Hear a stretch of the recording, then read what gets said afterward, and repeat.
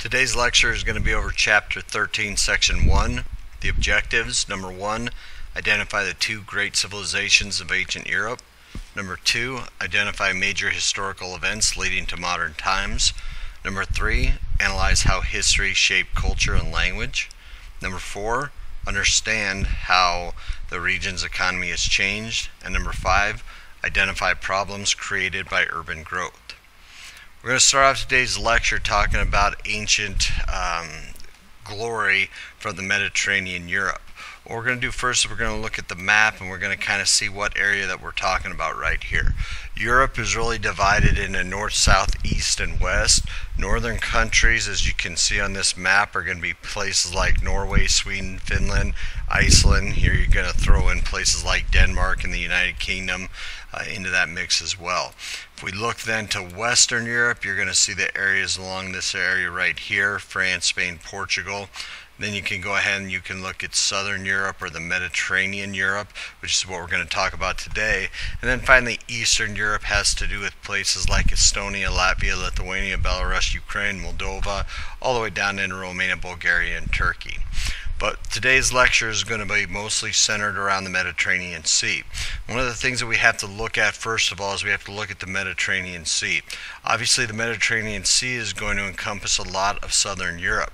But what it's also going to do is it's also going to get into our Asian countries over on this side here with Syria, Lebanon, and Israel.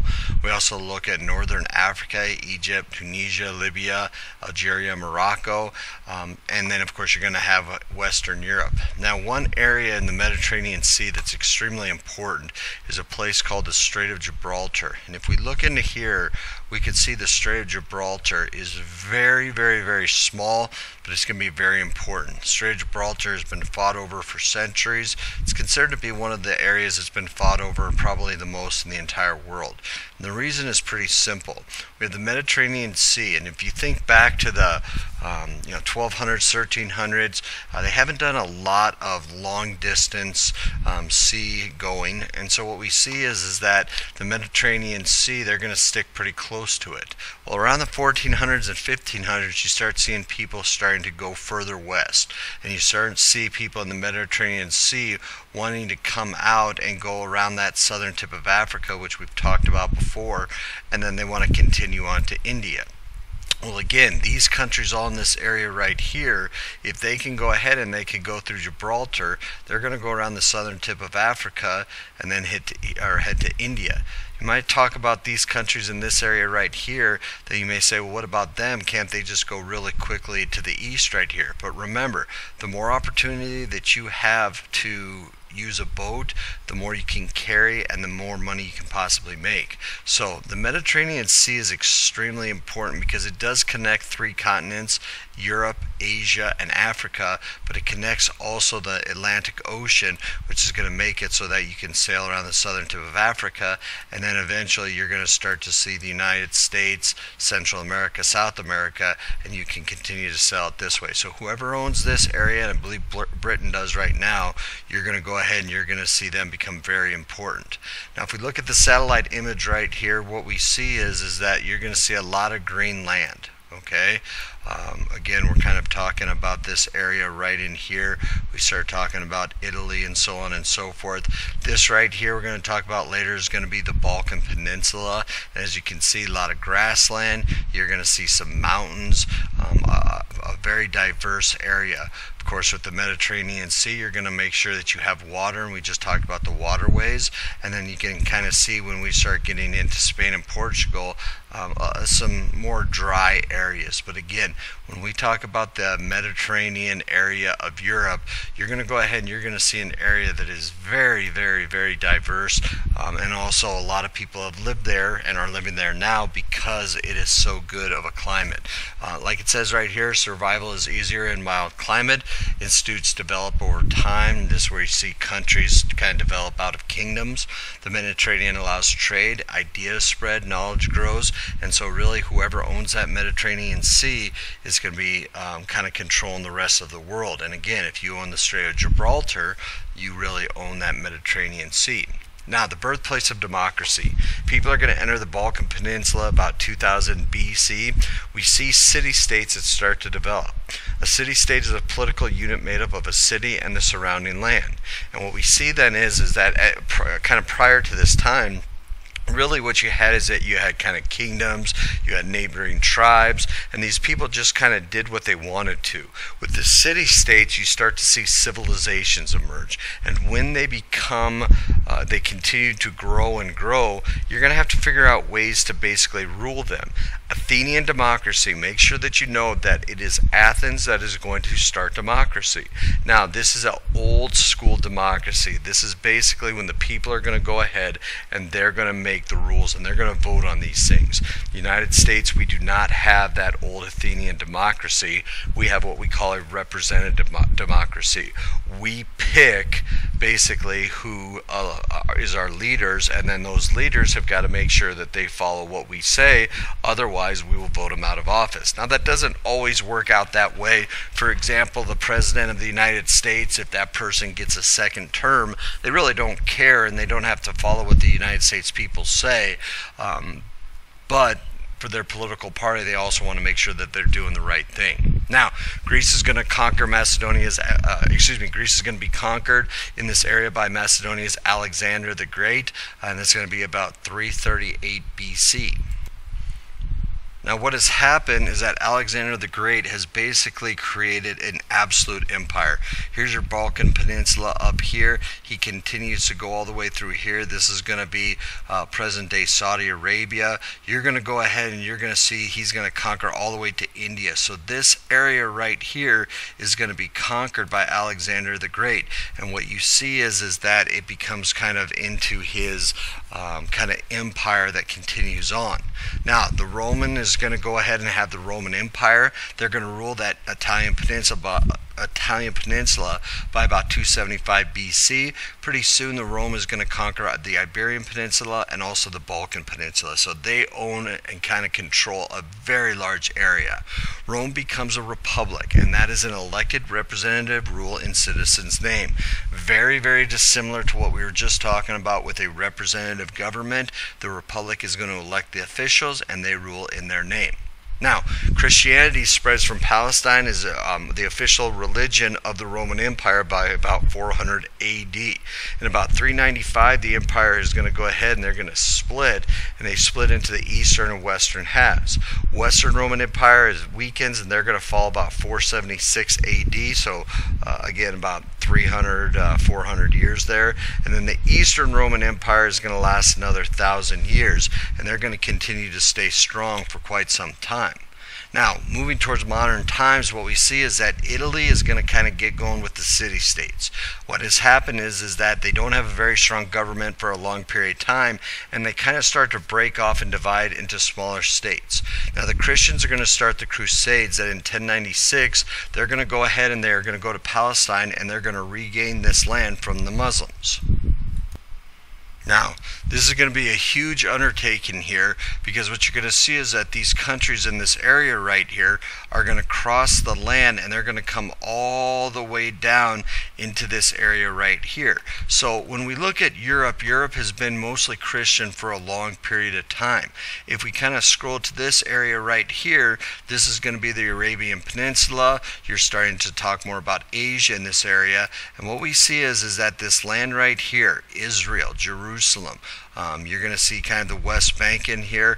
All of these areas right here is considered to be the Holy Land for the Christian religion, but mostly for your Jewish religion and also your Muslim religion or Islam. And so what you see is that there's a lot of fighting in this area, and when that happens, that's kind of the Crusades. Now, a lot of people say, when did the Crusades end? Well, really it's going on right now. If you know anything about 1948, Israel being given to the Israelites or the Jewish people. It's been going on for a very, very long period of time. So what we see is that the Crusades is a long fight between the Jewish people, the Christians, and then also they're going to be fighting the Muslims. Now, the Renaissance is going to be a renewed interest in the learning and the arts. What this stems from is the bubonic plague. Now, you probably heard about this before. What happens is that it's going to reach Italy in about 1347. It kills millions of people in Europe. The population decreases a great amount, and what we see is that people stop worrying about the king and the queen. They stop worrying about being so connected and doing what they're supposed to, that they just are worrying about themselves. And so what we see is that the Renaissance kind of develops from this right here. A lot of great paintings had been developed during this period of time, and I'm going to kind of click through and kind of show you some right here. This is, of course, The Last Supper right here by Leonardo da Vinci. You're going to see different paintings here of different people, and what you see is that some of these drawings are going to be very, very, very famous, and what we see then is that these drawings kind of are made by what people that are known as the Renaissance man. Probably one of the more famous ones right here is going to be the Sistine Chapel.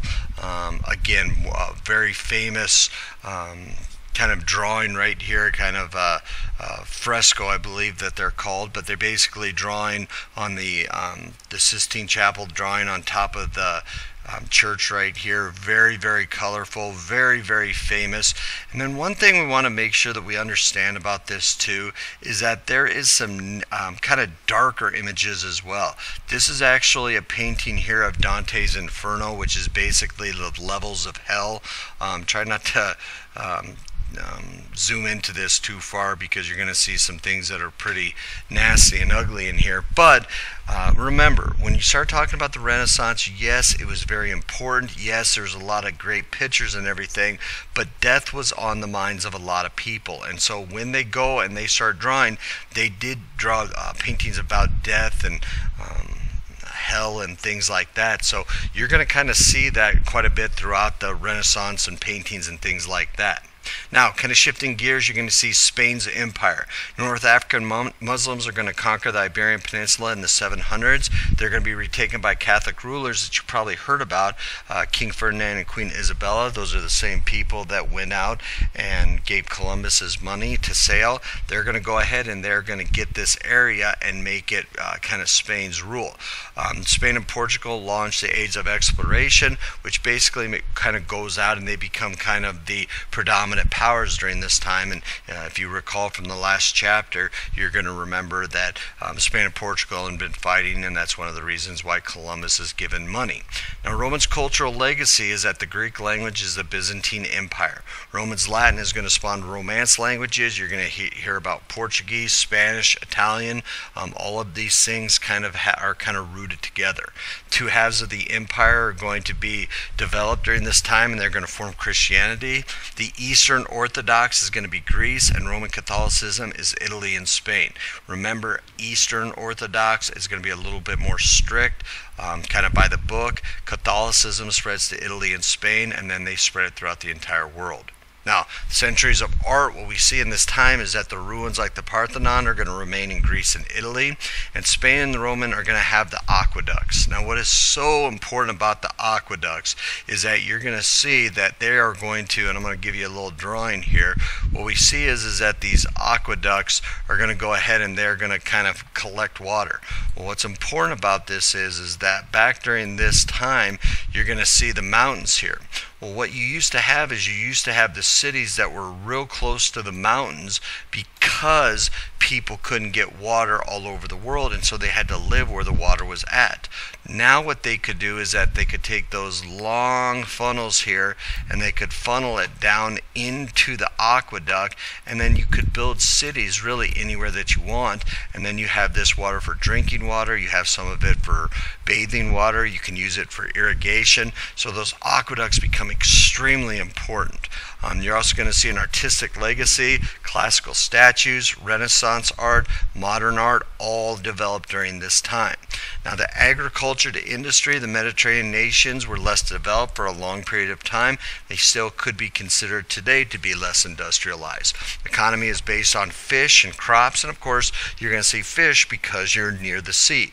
Changes in the 20th century. You're going to see manufacturing and service industries growing. Greece, Portugal, Spain joined the European Union in the 1980s, which is basically an organization to promote the benefits of the people involved.